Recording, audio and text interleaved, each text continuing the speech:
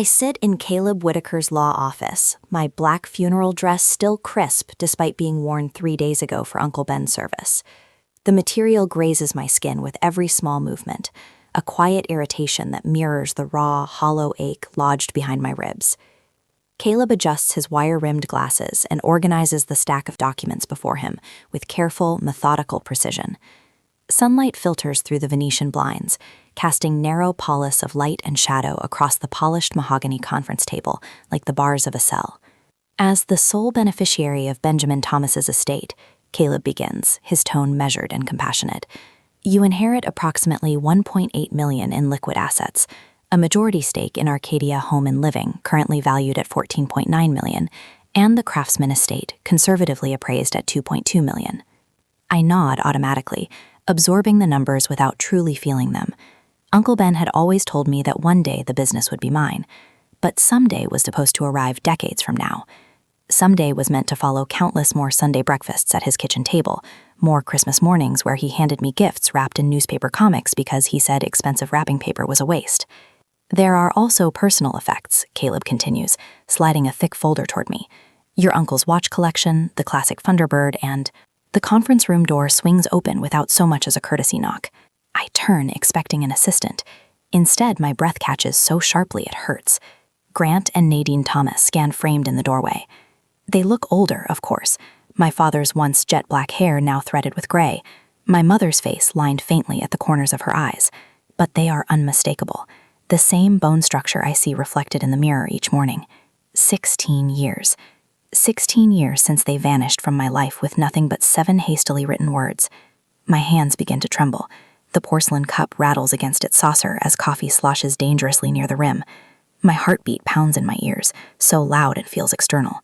We heard about Benjamin's passing, Grant says, stepping forward with polished sympathy coating his voice. We're so sorry for your loss, honey. Honey. The word strikes harder than an insult. My stomach churns violently. The room feels unsteady, edges blurring as if I might faint. I grip the table's edge, grounding myself in the cool solidity of wood while childhood memories surge back with merciless clarity. You can't be here, I manage. You left me. You chose to leave. Nadine steps forward slightly, her perfume, unchanged after all these years, drifting across the space between us. Stella, sweetheart, did you know they were coming? I ask Caleb, desperation threading through my voice. His stunned expression answers first. I most certainly did not, he says, rising to his feet with surprising swiftness. Mr. and Mrs. Thomas, this is a private meeting. The morning they disappeared flashes vividly in my mind. 10 years old, padding into the kitchen in socks, 2 empty coffee mugs on the counter, a note propped beside the sugar bowl. Uncle Ben will take care of you. No apology, no explanation, no promise to return. Then another memory overlays it. My first night at Uncle Ben's house. Iris pressing warm soup into my hands even though it was July. Her gentle fingers braiding my hair before bed while humming a lullaby. Uncle Ben sitting beside me reading Goodnight Moon, even though I insisted I was too old for it. The abandoned child inside me strains toward my parents. The adult I've become pulls her back. What do you want? I ask, forcing steadiness into my tone. Grant smiles with the same persuasive curve he once used on neighbors and customers. We wanted to pay our respects and to see you. It's been too long. I need time to process Uncle Ben's death before dealing with this, I say, drawing a small but intentional boundary. Grant's smiles tightens. We're family. We have every right. The timing felt appropriate, Nadine said softly. The timing. 3 days after the funeral, 3 days after the will. Clarity settles over me like cold steel. They didn't come for reconciliation. They came for inheritance. Iris appears at the doorway after a gentle knock, silver hair neatly pinned, tissues in hand. Her eyes sweep the room and sharpen immediately. Miss Stella, I brought the car around, she says, though her focus remains fixed on my parents. You look pale. Grant's gaze flickers dismissively over her. Still keeping the help around? Iris straightens with quiet dignity. I've been part of this family for 16 years, Mr. Thomas. The word family lands firmly. Something in me solidifies. I rise, gathering my purse and the estate folder. Iris is family, I say clearly. You two are strangers. The words hang between us. Final. I step beside Iris, our shoulders nearly aligned. Grant's expression darkens. Nadine flinches. We'll be in touch, Grant says coolly. I'm sure you will, I reply. On Sunday, I stand in Uncle Ben's kitchen, my kitchen now, watching coffee drip into the pot as morning light pours through the bay windows. 3 restless nights have passed since Caleb's office. Every passing car sets my nerves on edge. The doorbell rings. I know who it is before I reach the door. I pause, hand resting on the knob, breathing deeply the way Iris once taught me. When I open it, they stand side by side like aging figures in a department store catalog. Grant in pressed khakis and blue button-down, Nadine in cream cardigan and tailored slacks. "You can't just appear here," I say firmly. "We only want to talk," Grant replies smoothly. 5 minutes. Against better judgment, I step aside. They move through the house with assessing glances, noting renovations, appliances, artwork. "Coffee?" I ask stiffly. "Black," Grant says, sitting as if he belongs. "Cream and sugar," Nadine adds softly. "I know how Iris takes her coffee," I respond. "I was asking about you." Grant places a leather portfolio on the table. "We've done our research. The business alone is worth nearly $15 million. The blunt greed stings more than I expected. Nadine opens the folder, revealing spreadsheets and property valuations. "Stop calling me honey," I say sharply. Grant slides a document toward me. "Complete financial analysis." "Where did you get this?" "That's irrelevant." "It matters to me," I interrupt. "You show up 3 days after the funeral with detailed figures?" Silence answers. "You contacted him for money," I say slowly. Neither deny it. Nadine produces another folder. Court documents, custody filings, financial records. My eyes catch a number from 2009. 13,500. "You sold me," I whisper. "That's not..." "It is," I cut in. "You signed away your parental rights for $13,000. The grandfather clock ticks loudly in the hall. "You waited for him to die," I say. Grant's composure cracks. "We have problems. I owe $85,000. Nadine murmurs about medical bills, credit card debt. "You need money within 60 days, I conclude. "We'll contest the will if necessary," Grant threatens. "You legally surrendered your rights. Legal details can be challenged." Danger radiates from their desperation. Iris steps forward. "That's enough." They retreat for now. Later, Caleb calls. Uncle Ben had anticipated this. Private investigator reports, audio recordings of Grant threatening him. A restraining order granted in 2021. "They've been watching obituary notices," I say quietly. Caleb nods. For the first time, I feel something other than grief. Power. I want to meet them, I decide, at the store. 2 hours later, I stand in the center of Arcadia Home and Living's flagship showroom. Warm light gleams across polished oak dining tables, handcrafted bedroom sets, plush sectionals arranged with meticulous care. When Grant and Nadine enter, heads turn. They approach, composed, calculating. I position myself beside an antique desk Uncle Ben restored with his own hands, resting my fingers lightly against its surface, drawing strength from the craftsmanship, from the legacy, from the decades of integrity embedded in every grain of wood. My fingers rest lightly on its surface, drawing strength from the connection. "Thank you for coming," I say, my voice carrying just enough to be heard by nearby customers without seeming confrontational. "I found Uncle Ben's files about you, all of them." Grant's confident stride falters almost imperceptibly. A flicker of something, worry, anger, crosses his features before his salesman smile returns. "Stella, honey, I'm not sure what you think you found, but..." "The court orders," I interrupt, watching his eyes widen slightly. "The restraining order from 2021, the documented harassment, the fake medical emergencies." Nadine steps forward, her perfume a cloud of expensive distraction. "Those were desperate times. We've changed. You can't possibly understand what we were going through." "I understand perfectly," I say, sliding a photocopied document from my portfolio. "I found the check stub, $13,500. That's what you took to sign away your rights to me." The color drains from Nadine's face. A middle-aged couple browsing nearby stops pretending not to listen. "You don't understand the context," Grant says, his voice dropping to an urgent whisper. "We had debts, people threatening us."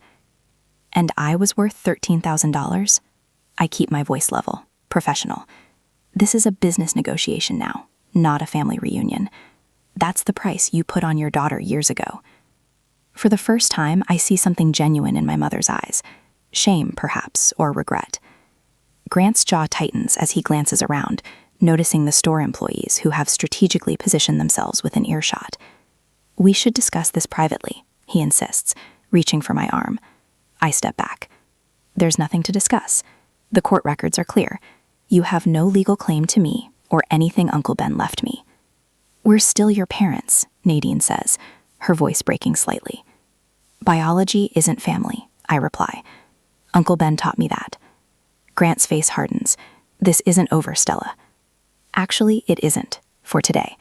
I gesture toward the exit. "Please don't return to this store. You're not welcome here." They hesitate, clearly unprepared for this level of resistance. Grant looks like he wants to argue further, but the public setting has robbed him of his advantages. With a final glare, he takes Nadine's elbow and steers her toward the door.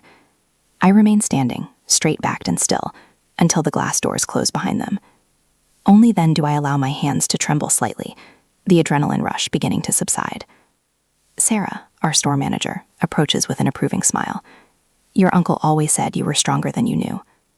Other employees drift over, offering supportive comments and impressed glances. The middle-aged couple who witnessed the confrontation stops to shake my hand. "That took courage," the woman says. "Ben would have been proud." Outside in the parking lot, I find Iris waiting beside her modest blue sedan, her eyes scanning my face anxiously. "They've gone," I assure her as I approach. "For now, at least." Her smile blooms slowly, warming her entire face. "He would be so proud, Miss Stella. So very proud." My phone buzzes with a text from Caleb. The court records are ironclad. "You did well today." Standing in the afternoon sunlight, surrounded by the business Uncle Ben built and the people who actually care about me, I feel a strange mixture of triumph and caution. This victory, satisfying as it is, feels incomplete. Grant's parting words echo in my mind. This isn't over. I know better than to underestimate their desperation. They've had years to plan this approach, waiting for the perfect moment of vulnerability. Today, I pushed back effectively, but their retreat seems too easy, too temporary. The question now is whether to press my advantage immediately or prepare more thoroughly for what feels like an inevitable larger battle. Uncle Ben always preached patience in business negotiations. "The person who rushes reveals their weakness," he'd say. As Iris drives us home, I stare out the window at the familiar streets of the city Uncle Ben loved. The first real sense of control since his death settles over me, not erasing my grief, but somehow making it more bearable. "Iris," I say quietly, "I think we need to be ready for something bigger." She nods, understanding without explanation. Mr. Ben's files might have more we haven't found yet. The chess game has only just begun. I've won the first exchange, but the real test still lies ahead.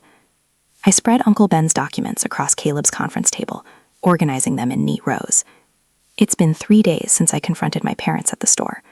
3 days of cold calculation, replacing the raw triumph I felt watching them retreat through those automatic doors. "These are all the legal challenges they might attempt," Caleb says, sliding a folder toward me. His wire-rimmed glasses catch the morning light as he leans forward. "Your uncle anticipated most of them." I nod, studying the papers with the same intensity I bring to quarterly profit reviews. The victory at the store satisfied something primal in me, but Uncle Ben taught me better. He'd drill into me during our Sunday business lunches. "Stella, never mistake a battle for the war." "They'll try to claim undue influence," I say, tapping a document outlining Ben's mental state during his final year, that he wasn't competent when he made me his heir. Caleb smiles faintly. "And we have 6 months of medical evaluations proving otherwise." I've transformed his conference room into a command center. Documents spread systematically across the polished surface. Yellow legal pads filled with my notes flank both sides. Coffee cups stand like sentries at strategic intervals. This isn't emotional anymore. This is business. Uncle Ben never acted with complete information. I murmur, more to myself than to Caleb. I won't either. My phone buzzes with a text from Iris. "Miss Stella, they drug test the house again, third time today." Something cold settles in my stomach. The triumph from our store confrontation feels distant now, replaced by methodical preparation. My parents aren't just desperate, they're determined. "We need to document everything," I tell Caleb, showing him the text. Every drive-by, every contact attempt, every person they speak to about me or the business. Caleb reaches for his legal pad. "I'll draft a cease and desist order. It won't stop them, but it establishes a pattern of harassment if we need it later." I turn to Ben's business journals, studying his approach to hostile competition. He faced 3 takeover attempts during his career, navigating each with the same steady hand he used to braid my hair that first night after my parents left. His strategy was never about emotion, it was about preparation. "They'll try to find weaknesses in the company," I say, flipping through incorporation documents. "Places where they could claim mismanagement or financial impropriety." "Which is why we're conducting a full audit," Caleb responds, already underway. The hollow feeling that plagued me since Uncle Ben's death has transformed into something harder, more focused. This isn't just about protecting my inheritance anymore. It's about honoring how methodically Ben protected me for 16 years. Later that afternoon, Iris arrives with a file folder of her own. She places it on the table with careful precision, her fingers lingering on the edges. "I kept track of things," she says quietly. "Phone calls during Mr. Ben's illness. Visitors who came by but never came in. Thought you might need it." I open the folder to find meticulous notes in Iris's careful handwriting. Dates, times, descriptions of cars that drove slowly past the house during Ben's final months. They were watching him die. Another test of my evolving leadership. For the next 2 hours, we adapt our preparation work, expanding protective measures to cover Iris as well. Caleb drafts affidavits from former employees testifying to Iris's professional relationship with Uncle Ben. I pull employee reviews showing her consistent performance over 16 years. Each document becomes another brick in the wall we're building, not just around me, but around everyone I care about. By evening, the conference room table holds the complete scope of our defensive strategy: financial records, witness statements, legal precedents, historical documentation, all organized and ready. Caleb reviews the final checklist, then looks up with quiet confidence. We're as ready as we can be. It's time. I glance at Iris, who stands by the window watching the sunset paint the Seattle skyline in shades of orange and gold. She turns, meeting my gaze with steady eyes that have witnessed 16 years of family history. "Mr. Ben's plan is solid," she says softly. "You have everything you need." Looking at the assembled documentation, the physical manifestation of Uncle Ben's foresight and our careful preparation, I feel a strange calm settling over me. The frightened woman who sat in this room a week ago has transformed into someone strategic, prepared, ready to protect what matters. Tomorrow will bring the confrontation we've been building toward, but tonight, surrounded by the fruits of our preparation, I know we're ready for whatever my parents throw at us next. The certified letter arrives Wednesday morning next week, its official stamp glaring up from the kitchen counter where Iris placed it. My fingers tremble slightly as I slide my thumb under the flap, tearing the paper with a sound that seems unnaturally loud in the quiet kitchen. "Court summons," I announce, my voice steadier than I feel. "They're contesting the will." Iris's spoon clatters against her coffee cup. "After everything?" I scan the dense legal language, my stomach tightening with each paragraph. "They're claiming undue influence, that Uncle Ben wasn't of sound mind when he changed his will." The words feel like acid on my tongue. "And they've filed for a temporary injunction to freeze all assets, including the business, while the case is pending." The papers tremble in my hands. This isn't just about the money anymore. They're trying to take everything. The house, the business, Uncle Ben's legacy, my entire life. "Who's representing them?" Iris asks, moving to read over my shoulder. "Martin Keene." The name sits bitter in my mouth. Uncle Ben's old legal adversary. The attorney who tried to sue Arcadia 3 years ago over a supplier contract dispute. Not a coincidence.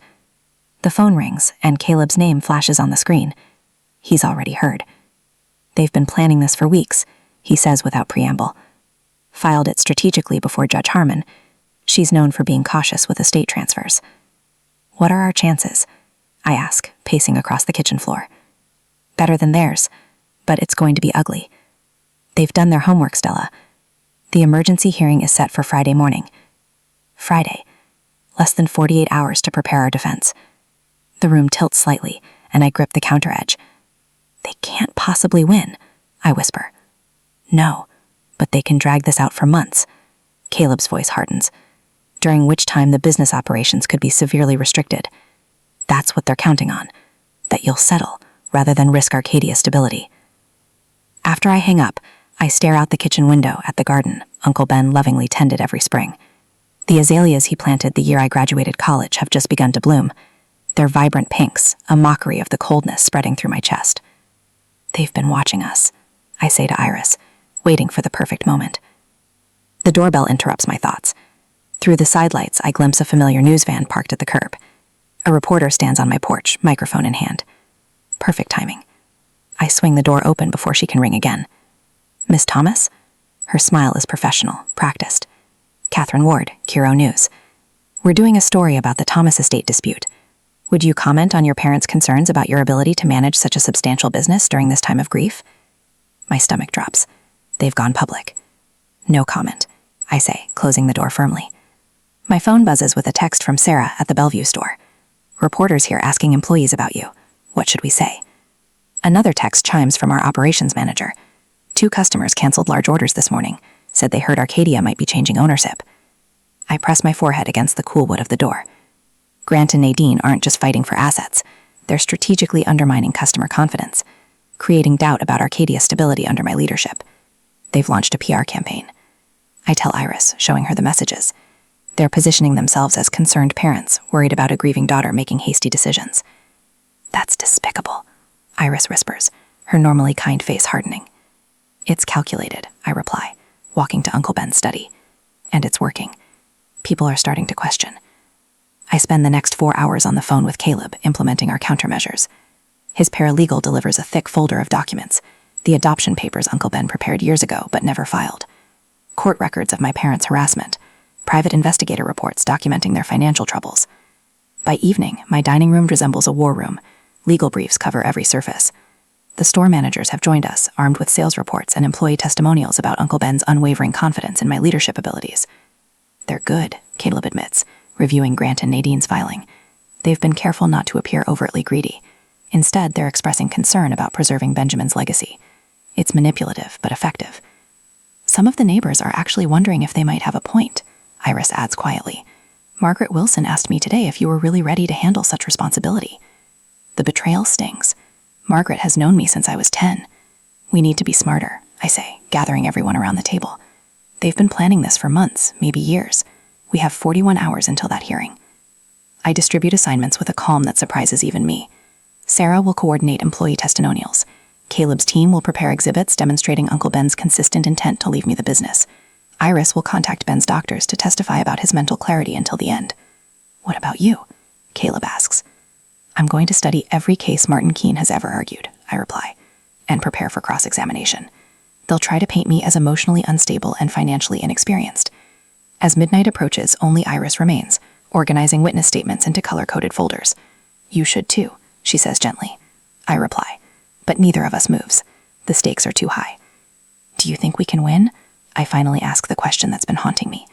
Iris looks up, her eyes fierce despite her exhaustion. They may have been planning this for years, but Ben was planning for this possibility longer. He knew exactly who they were and what they might try. She places her hand over mine. On Friday, we show them what real family looks like. My phone rings again, Caleb's number. Judge moved up the hearing, he says without greeting. Tomorrow morning, 8 o'clock. Martin filed for an emergency consideration, claiming urgent business matters require immediate resolution. My heart pounds. Can she do that? She can, and she did. We have less than 12 hours, Stella.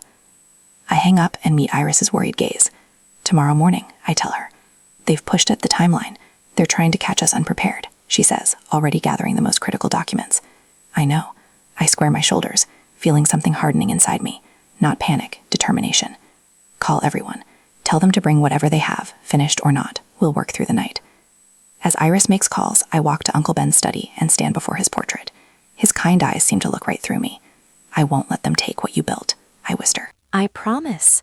The grandfather clock in the hall chimes once, marking the first hour of what will be the longest night of my life. By sunrise, I'll either be ready to fight for everything Uncle Ben entrusted to me, or I'll have failed him completely. There is no middle ground anymore.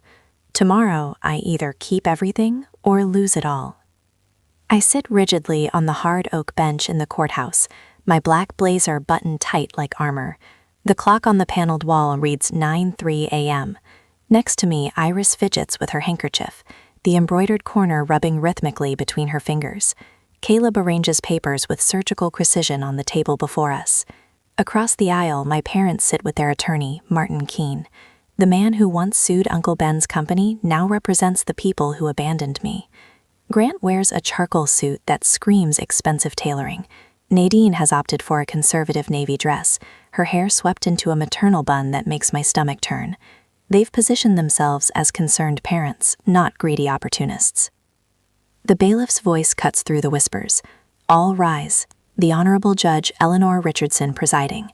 The judge enters, her silver hair pulled back severely, reading glasses perched on her nose. Her eyes sweep the courtroom with practiced neutrality as she takes her seat. Be seated. We're here for emergency proceedings regarding the contested estate of Benjamin Thomas. She glances at the files before her. I understand this is a time-sensitive matter. Mr. Keene, you may present your case. Martin Keene rises, buttoning his suit jacket. His confident smile reminds me of a game show host, polished and practiced. Thank you, Your Honor. We stand before you today representing Grant and Nadine Thomas, the aunt and uncle of Stella Thomas, who have serious concerns about the disposition of Benjamin Thomas's estate. Uncle and aunt. The deliberate terminology makes my fingers curl into fists under the table. Caleb notices and gives an almost imperceptible headshake. Stay calm. Let them show their hand first. Benjamin Thomas's death was sudden and unexpected, Keene continues. He suffered from hypertension and had experienced several minor cardiac events in the months preceding his passing. During this vulnerable time, his niece, Miss Thomas, who lived with him and depended on him financially, was in a position to exert undue influence. The accusation hangs in the air. My heart pounds against my ribs, but I keep my face neutral, just as Caleb and I practiced. We have documented precedent in Carmichael v. Westbrook where a caregiver relationship was found to create presumptive undue influence. Keene presents a stack of case law to the court clerk. We believe similar circumstances exist here and request temporary injunctive relief, freezing the estate assets until a full hearing can determine if Benjamin Thomas was of sound mind and free from coercion when making Miss Thomas his sole beneficiary. My father leans forward, his face a perfect mask of concern. We only want what's best for our niece and for my brother's legacy, he tells the judge. Benjamin built that business from nothing. If he wasn't thinking clearly at the end, decisions might have been made that he wouldn't want. The judge turns to Caleb. Mr. Whitaker, your response. Caleb rises slowly, deliberately. Uncle Ben always said Caleb had courtroom timing like a Broadway actor. Your Honor, what we have before us today is not a case of undue influence. What we have is a calculated attempt at harassment disguised as family concern.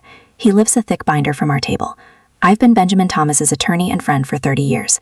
I drafted his will, which has remained substantially unchanged since Stella Thomas was 12 years old, 2 years after her parents abandoned her.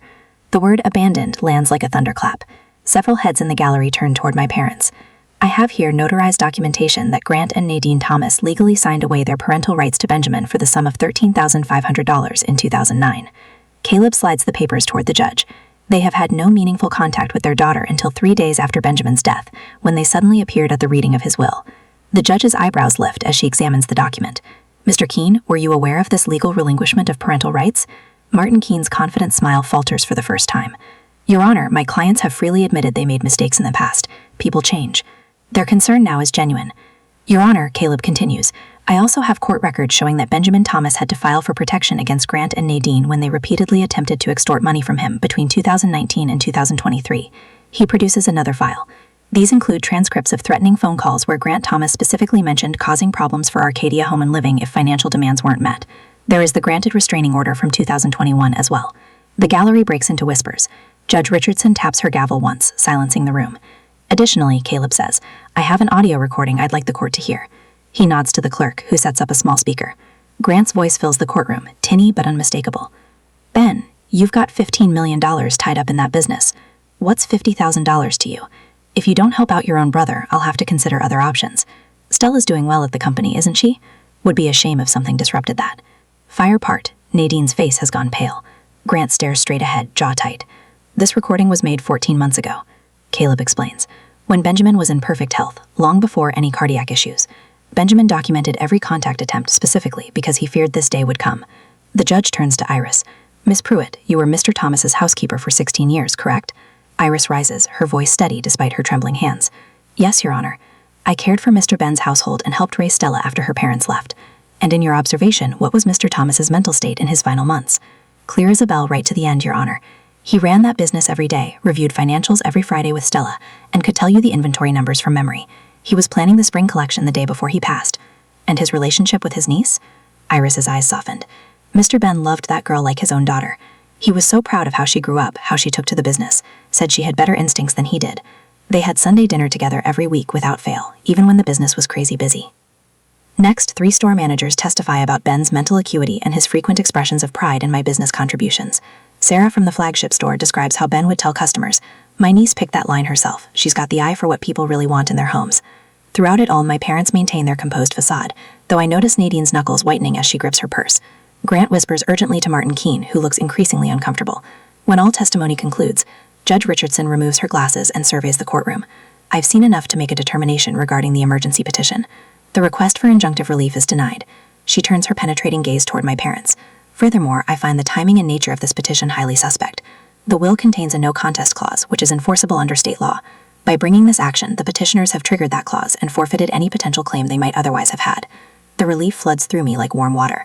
Iris squeezes my hand so tightly it almost hurts. Additionally, the judge continues, I am ordering the petitioners to pay all legal costs associated with this emergency hearing. She peers over her glasses directly at my parents. Mr. and Mrs. Thomas, this court will not be used as a tool for harassment or attempted extortion. Based on the documentation presented today, I am issuing a restraining order prohibiting you from coming within 1,000 feet of Stella Thomas, her residence, or any Arcadia home and living property. Grant's composure finally cracks. His face flushes red, a vein pulsing at his temple. This is outrageous, he starts, but Martin Keene places a restraining hand on his arm. Any further contact in violation of this order will result in contempt charges, Judge Richardson warns. This case is dismissed. The gavel strikes with finality. People rise around us. Several courthouse observers nod approvingly in my direction. The deputy approaches my parents with restraining order paperwork. Grant's shoulders slump as he signs. His earlier confidence evaporated. It's over, Caleb says quietly. They have no further legal recourse. Iris dabs at her eyes with her handkerchief. He's watching over you, dear. Mr. Ben planned everything. I watch as my parents gather their things, defeated. Nadine glances back once, her expression unreadable, before they disappear through the courtroom doors. 16 years of documentation just paid off, Caleb remarks, patting the legal files. Ben knew exactly what he was doing. As we walk into the sunshine outside the courthouse, I feel lighter than I have since Uncle Ben died. The inheritance is secure, the business is safe. Most importantly, the truth about family, real family, has been affirmed in the most public way possible. Iris links her arm through mine as we descend the courthouse steps. What are you thinking, Miss Stella? I touch Uncle Ben's watch on my wrist, feeling its steady tick against my pulse. I'm thinking that loyalty isn't about blood.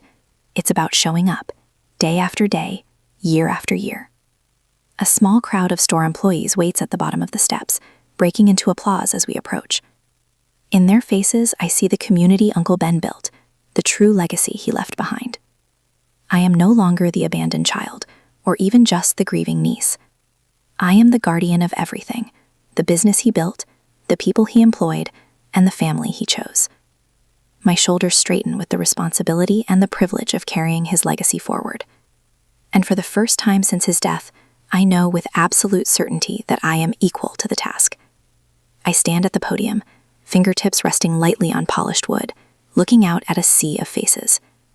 6 months since the courtroom victory, and the transformation still catches me off guard sometimes. Arcadia Home and Living was built on one simple principle. I say into the microphone, voice steady where it once might have trembled, that quality matters, in our products, in our service, and most importantly, in our relationships.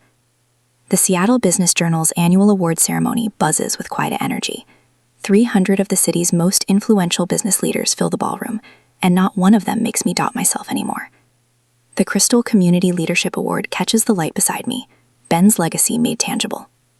In the front row, Iris beams, her silver-streaked hair elegantly styled for the occasion.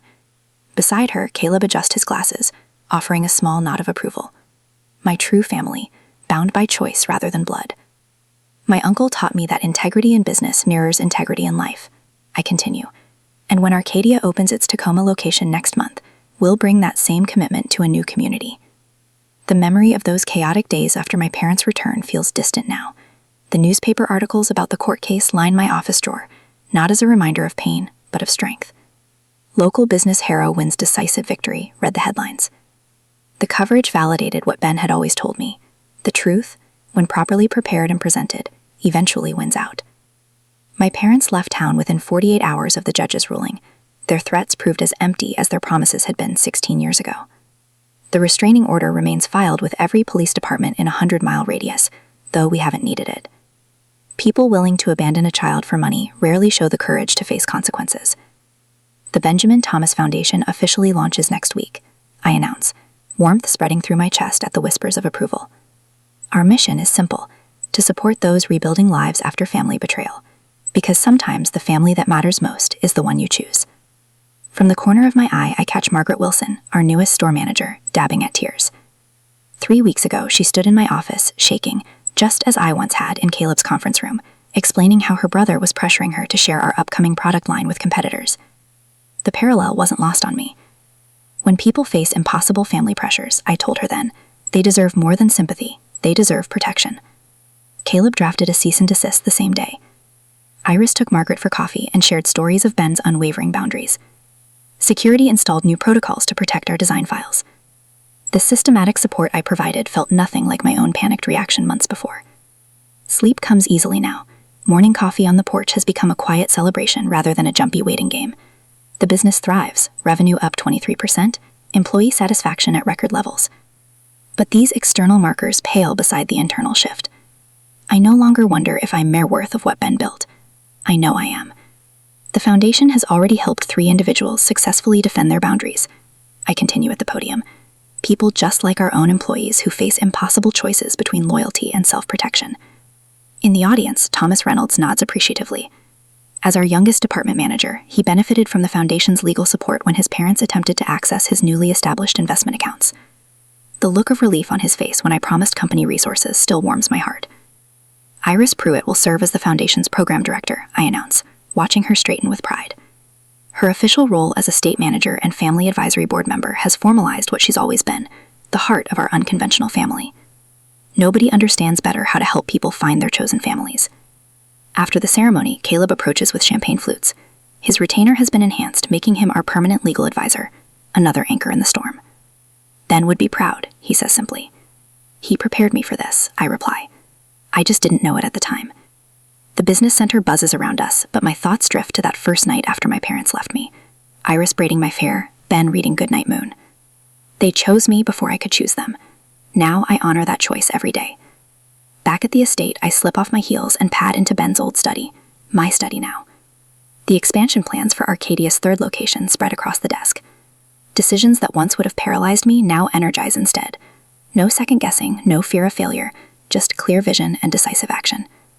The phone rings. It's the foundation's first scholarship recipient calling to share that she's completed her business degree. Another life rebuilding, another circle completing. Uncle Ben taught me that love is a choice we make every day. I tell her, the truth of it settling in my bones.